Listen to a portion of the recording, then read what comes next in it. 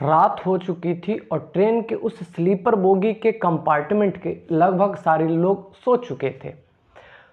उसमें एक लड़की थी जो नीचे, चूंकि उसके पास टिकट नहीं था तो नीचे बैठी हुई थी, और उसी कंपार्टमेंट में एक लड़का भी जगा हुआ था जिसे इस बात का अंदाजा हो चुका था कि इस लड़की के पास टिकट नहीं है। उस लड़के के मन में उस लड़की के प्रति गंदे ख्याल आ चुके होते हैं और वो चाहता है कि लड़की को किसी खाली जगह में ले जाया जाए।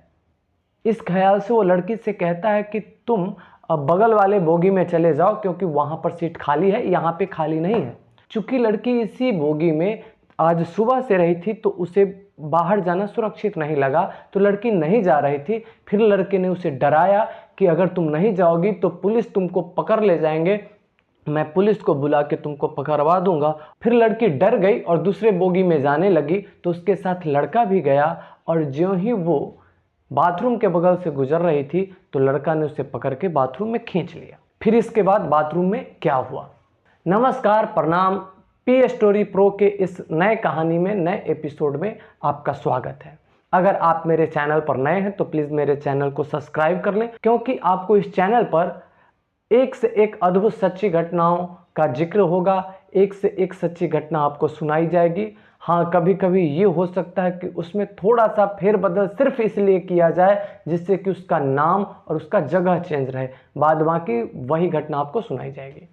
बांग्लादेश से एक हिंदू लड़की को किडनैप कर लिया जाता है और किडनैप करके उसे भारत के कोलकाता शहर में बेचने के लिए लाया जाता है।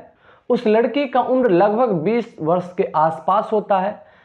जब कलकत्ता शहर में उस लड़की को बेचने के लिए लाया जाता है, कोठा पर भेजने के लिए लाया जाता है, तो उसी समय लड़की ना जाने कैसे किसी भी तरीके से उस किडनैपर के चंगुल से छूट के और भाग जाती है। किसी तरीके से भागते भागते, उसके पास ना तो पैसे थे ना कोई व्यवस्था था, लेकिन किसी भी प्रकार से भागते भागते, उसकी कोई मंजिल भी नहीं थी, कभी इस ट्रेन में बैठ के कभी उस ट्रेन में बैठ के, इस तरीके से करके वो किसी भी तरीके से वहां से भागने की कोशिश कर रही थी। उसे भारत के बारे में कुछ ज़्यादा जानकारी भी नहीं थी। उसे यह भी नहीं पता था कि कौन सी ट्रेन कहाँ जाएगी और किस ट्रेन पे मैं चढ़ूंगी तो कहाँ जाऊंगी, कैसे जाऊंगी। उसे अपने भविष्य के बारे में कुछ भी पता नहीं था, लेकिन वो किडनैपर के चंगुल से छूट के भाग रही थी, इसलिए वो जिधर मौका मिला उधर भाग गई। कोई खाने को उसे दे देता तो खा लेती, नहीं तो भूखे रहती। इस तरीके से होते होते अंतिम में वो पूर्वा एक्सप्रेस, जो हावड़ा से चल के दिल्ली तक आती है, किसी भी तरीके से ट्रेन को चेंज करते करते उसमें बैठ गई और उसी ट्रेन के स्लीपर बोगी में जाके बैठ गई। देखने में वो लड़की बड़ी गोरी चिट्टी थी, बहुत सुंदर थी, लेकिन उसके कपड़े गंदे हो चुके थे। चूंकि दिन का समय था तो सीट पर बैठ गई। स्लीपर बोगी में सबका जो सीट होता है वो कंफर्म हो चुका होता है कि किसका सीट कौन सा है, लेकिन दिन में सारे लोग नीचे बैठते हैं, तो कोई अनजान व्यक्ति भी आके बैठ जाता है, तो लड़की भी बैठ गई।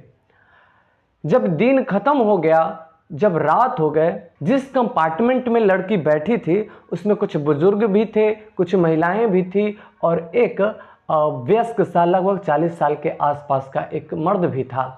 दिन कैसे कैसे गुजर गया। दिन में तो सारे लोग बैठ जाते हैं सीट पर, लेकिन जो ही रात्रि के 10 बजे, और ये महीना था दिसंबर का, तो दिन तो कैसे कैसे गुजर गया, लेकिन जब रात के 10 बजे तो जितने भी उस कंपार्टमेंट में लोग थे, जिनका जो सीट था उस सीट पर लोग अपने अपने सो गए।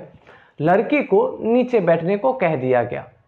अब सारे लोग अपना अपना व्यवस्था लेके आए थे, अपना कंबल लेके आए थे, लेकिन लड़की के पास ढंग के कपड़े तक नहीं थे। कंबल वो कहाँ से लाते। उसी कंपार्टमेंट में जो एक महिला थी, उसने एक पतला सा शॉल दे दिया कि तुम इसे बिछा लो और इसी को ओढ़ लो। उसी शॉल को बिछाकर वो लड़की लेट गई और उसी शॉल को अपने शरीर को ढकने की कोशिश कर रही थी। सर्दी इतनी अधिक थी कि उससे उसकी सर्दी जा नहीं रही थी उस शॉल से, और उसे नींद नहीं आ पा रहा था इसके कारण, क्योंकि ठंड लग रही थी। लड़की कभी बैठ जाती, कभी सो जाती, कभी बैठ जाती, कभी सो जाती। उसी कंपार्टमेंट में जो एक 40 वर्ष का मर्द था, उसके ऊपर गिद्ध दृष्टि आज दिन से ही थी। वो जो मर्द था वो समझ चुका था कि इस लड़की के पास टिकट नहीं है, और वो यह भी समझ चुका था कि ये लड़की अकेली है। इसके साथ कोई भी नहीं है। तो उसके मन में दिन से ही उस लड़की के प्रति गंदे ख्याल आ चुके थे। लड़की को बहुत जोर से भूख लगी हुई थी और जिसके कारण वो उठ के बैठ गई और सिसकी ले लेकर रो रही थी।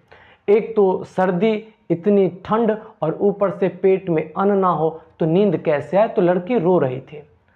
वो जो 40 वर्ष का मर्द था 1 बजे के आसपास, रात्रि के 1 बजे के आसपास अपने सीट से उतर के बाथरूम जाता है और टॉयलेट करके आके फिर अपने सीट पर बैठता है और फिर वो लड़की से बात करने की कोशिश करता है। लड़की को देख देख कर उस मर्द के ऊपर वासना का भूत सवार हो चुका था। वो मर्द प्लान बनाने लगा, मन ही मन सोचने लगा कि किसी भी तरीके से इस लड़की को अगर किसी सुनसान जगह में, किसी अकेले जगह में ले जाया जाए तो शायद हमारा काम बन सकता है। उसे अच्छे से पता था कि लड़की अकेली है, ये इसके पास टिकट नहीं है, विरोध भी नहीं कर पाएगी, तो वो इसका फ़ायदा उठाने की कोशिश कर रहा था। तो उसने मन ही मन प्लान बनाया, उस लड़की से कहा कि यहाँ पे तुम बैठी हुई हो, यहाँ पे सर्दी बहुत है, तुम बगल वाले बोगी में चले जाओ, अभी मैं देख के आया हूँ वहाँ पर एक सीट खाली है और वहाँ पर कंबल की भी व्यवस्था है। चूँकि लड़की भारत के बारे में कुछ नहीं जानती थी, ट्रेन के बारे में भी नहीं जानती थी, उसे ये भी नहीं पता था कि स्लीपर बोगी में सरकार के तरफ से कंबल दिया जाता है या नहीं दिया जाता है। तो वो मर्द उससे बोलता है कि बगल वाले बोगी में जाओ, वहाँ पे कंबल भी है, सीट भी उपलब्ध है, खाली है, नीचे यहाँ पे अगर बैठोगी तो तुझे सर्दी लग जाएगी, तुम्हारी तबीयत खराब हो सकती है। लड़की को इस तरीके से समझा रहा था, मोटिवेट कर रहा था कि जिससे कि लड़की यहाँ से दूसरे बोगी में जाए। चूँकि वो लड़की आज दिन से ही इसी बोगी में थी तो उसे उस कंपार्टमेंट में जितने लोग थे उससे थोड़ा मोड़ा उसकी जान पहचान हो गई थी, तो वो अपने आप को उसी कंपार्टमेंट में सुरक्षित समझ रही थी। इसीलिए वो नाम में अपना सिर हिला दी कि नहीं मैं ठीक हूँ यहीं पे। फिर उस मर्द को लगा कि मेरा तो प्लान सक्सेस हो नहीं रहा है। फिर वो थोड़ा सा उसको डराने की कोशिश किया, कहा कि देखो मैं जानता हूँ कि तुम्हारे पास टिकट नहीं है, अब समय हो गया है कि टीटी आएगा, पुलिस आएगी और जब तुम्हें नीचे देखेगी पुलिस तो तुम्हें पकड़ के ले जाएगी, तुम्हारी पिटाई करेगी और तुझे जेल हो सकता है। उस लड़की को यह भी नहीं पता था कि भारत में बगैर टिकट अगर कोई चढ़ता है तो उसके लिए क्या उसकी पिटाई की जाती है या नहीं की जाती है। तो लड़की डर गई, लड़की जाने लगी तो वो मर्द बोला कि चलो मैं तुम्हें छोड़ देता हूँ, उस सीट तक पहुँचा देता हूँ जहाँ पर सीट खाली है। तो लड़की बोली कि ठीक है आप मुझे छोड़ दो। लड़की जाने लगी, उसको छोड़ने के लिए वो मर्द भी गया। एक कंपार्टमेंट से दूसरे कंपार्टमेंट, तीसरा, इस प्रकार से जब बोगी खत्म हुआ उसके बाद बाथरूम आता है और बाथरूम के बाद लोग फिर दूसरे बोगी में जाते हैं। तो ज्यों ही ये दोनों बाथरूम के पास पहुंचे वो जो आदमी था उस लड़की को पकड़ के बाथरूम में खींच लेता है। लड़की चिल्लाने की कोशिश करती है तो उसके मुंह पे अपना हाथ रख देता है और उसको बोलता है कि तुम अगर हल्ला करोगी तो तुम्हें मैं इसी चलती ट्रेन से बाहर फेंक दूंगा और अभी सारे लोग सोए हुए हैं, तुम्हारा टिकट भी नहीं है, तेरा कोई सबूत भी नहीं होगा और तुझे मैं जब फेंक दूंगा तो तुम्हें कोई बचाने वाला भी नहीं मिलेगा, तुम मर जाओगी। इसलिए तुम चुपचाप, मैं जो कर रहा हूँ करने दो, चुपचाप, अगर तुमने हल्ला किया तो मैं यहीं तुझे फेंक दूंगा। लड़की घबरा गई, लड़की कुछ बोल नहीं पा रही थी। लड़की यही सोच रही थी कि एक चंगुल से छूट के दूसरे चंगुल में मैं फंस गई। लड़की रोए जा रही थी और वो जो आदमी था उसके साथ जबरदस्ती किए जा रहा था। लड़की ने विरोध करना तो छोड़ दिया क्योंकि उसे पता था कि अब कुछ भी नहीं हो सकता है। अब वो जो आदमी था उसका हौसला और बढ़ गया और वो लड़की का कपड़ा खोलने लगा। लड़की का कपड़ा ज्यों ही थोड़ा सा खोलने की कोशिश की होगी उसी समय बाथरूम का जो दरवाजा था खटखटाया। अंदर में वो जो आदमी था घबरा गया। अब तक उस लड़की के साथ कुछ गलत हुआ नहीं था, अभी तो उसका कपड़ा ही खोला जा रहा था, लेकिन जो ही बाहर से बाथरूम का दरवाजा खटखटाया वो आदमी घबरा गया और गेट खोल के एकदम तेजी से भाग गया। लड़की रोते हुए देखती है कि दरवाजे पर एक लगभग 25-30 वर्ष का एक नौजवान खड़ा है। वो जो लड़का था उस लड़की से पूछता है कि ये कौन था, इसे तुम पहचानती हो, ये तेरा कोई पहचान वाला था? लड़की बोलती है नहीं। तो ये तेरे साथ क्या कर रहा था? वो लड़की बोली कि ये मेरे साथ ज़बरदस्ती कर रहा था। लड़का ने उसको बोला कि तुम कपड़ा पहन लो कि मैं पुलिस को बुला देता हूँ जिससे कि ये जो आदमी है इसको पकड़ के पुलिस ले जाएगी। वैसे तब तक तो आदमी भाग चुका था दूसरे बोगी में। तो लड़की घबराई हुई बोलती है कि रहने दीजिए, छोड़ दीजिए, क्योंकि लड़की के पास अपना खुद का टिकट नहीं था तो वो नहीं चाहती थी कि इन चीज़ों को बढ़ाया जाए। फिर दोनों में बातचीत होती है कि किस तरीके से लाया, कैसे लाया। फिर लड़की को इस लड़के पे भरोसा होने लगता है। लड़की को लगता है कि इस आदमी पे मैं भरोसा, इस लड़के पे मैं भरोसा कर सकती हूँ। फिर उससे जब बात करता है तो पता चलता है कि उसके पास कंबल भी नहीं है, उसके पास सीट भी नहीं है। तो लड़की को वो अपने सीट पे लाता है और लड़की से कहता है कि अगर तुम अपने आप को कंफर्टेबल समझती हो तो तुम मेरे सीट पे बैठ सकती हो। वो दोनों एक ही सीट पर बैठते हैं। फिर धीरे धीरे सर्दी लगती है तो वो जो लड़का होता है वो अपने साथ एक ही कंबल लाता है, तो कहता है कि तुम भी इसके अंदर अपना पैर डाल लो। तो एक तरफ से लड़की अपने पैर डाल के रखती है, दूसरी तरफ से लड़का पैर डाल के रखता है। फिर दोनों में बातचीत होना शुरू होता है। वो लड़का पूछता है कि तुम कौन हो, कहाँ से हो, कैसे कैसे। तो वो लड़की बताती है अपनी पूरी कहानी कि मैं बंगाल से हूँ, वहाँ से मुझे किडनैप करके बेचने के लिए लाया गया, वहाँ से मैं चंगुल से फंस के आई हूँ। लड़का उसको बोलता है कि तुम चाहो तो मैं पुलिस की मदद से तुमको मैं फिर से बंगाल तुम्हारे घर पे भेज सकता हूँ। फिर लड़की बंगाल में जो हिंदू लड़कियों के साथ अत्याचार होता है उसके बारे में बताती है कि किस तरीके से घर से लड़कियों को खींच के बेच दिया जाता है, लड़कियों को खींच लिया जाता है, उसके साथ रेप, उसके साथ बलात्कार किए जाते हैं। लड़की ये बताती है कि अगर मैं लौट के चली गई अपने गांव तो जो किडनैपर मुझे किडनैप करके कलकत्ता में बेचने आए थे वो फिर से मुझे वहाँ से पकड़ के किडनैप कर लेंगे, फिर से मुझे बेच देंगे, इसलिए मैं वहाँ नहीं जाना चाहती। फिर लड़का ने पूछा कि क्या करोगी?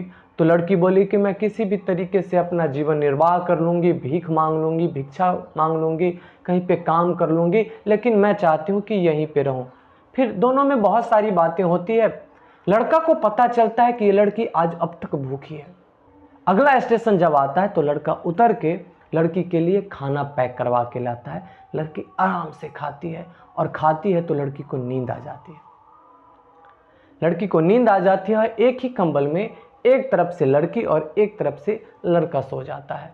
फिर सुबह होती है। सुबह के बाद फिर जब ट्रेन दिल्ली पहुंच जाती है, दिल्ली पहुंचने के बाद स्टेशन से बाहर निकलने के बाद वो लड़का उस लड़की को लेकर सबसे पहले कपड़ा के दुकान में जाता है और लड़की के लिए एक दो सेट कपड़ा खरीदता है। फिर उसे खाना खिलाता है। उसके बाद उसको जो फ्रेश रूम होता है जहाँ पे स्नान करने की व्यवस्था होती है तो वहाँ ले जाकर फिर लड़की को स्नान वस्नान करवाने की व्यवस्था कराता है। वैसे ये लड़का भी उससे पसंद तो करने लगा था और उस लड़की को जो दुख भरी कहानी थी ये सुन सुनकर लड़का अंदर तक पिघल चुका था। उस लड़की के तरफ एक खिंचाव महसूस कर रहा था। और जब लड़की स्नान करके नहा धो के और जब नए कपड़ों में आई तो उसकी सुंदरता में तो चार चांद लग चुके थे। लड़का पहचान ही नहीं पा रहा था कि वही लड़की है। लेकिन फिर उस लड़की को पैसा दिया लड़के ने और कहा कि तुम अपना ध्यान रखना। लड़का फिर उसको अपने काम पे जाना था, चूंकि वो जॉब करता था तो जाना था। तो फिर वहाँ से वो ऑटो लेके जब जाने की कोशिश कर रहा था उसके बाद उस लड़के से कहता है कि तुम अपना ध्यान रखना, मुझे काम है, मैं जा रहा हूँ, तुम्हें मैं अपना नंबर दे देता हूँ, अगर तुम्हें कभी मेरी ज़रूरत पड़े तो तुम मुझे कॉल कर लेना। और उस लड़की को एक नंबर देता है, मोबाइल नंबर।